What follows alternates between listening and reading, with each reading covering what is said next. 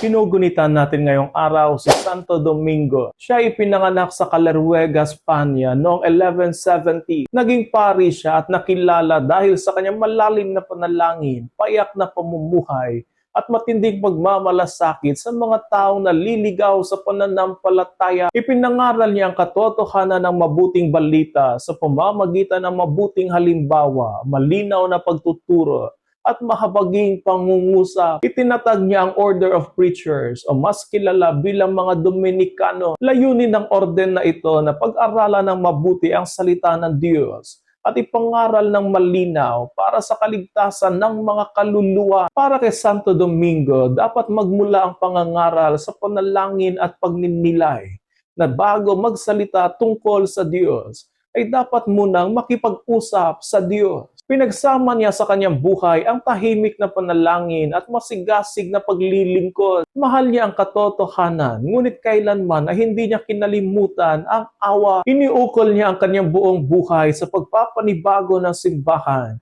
at pag-akay sa mga tao pabalik sa Diyos. Siya ay pumanaw noong August 6, 1220 sa Bologna, Italia, at idiniklarang santo makalipas lamang ang 13 taon. Itinuturo ni Santo Domingo sa atin ngayon na ang pananampalataya ay dapat pag-aralan, ipanalangin, isabuhay, at ibahagi. Hindi sapat na alam lamang natin ang pananampalataya.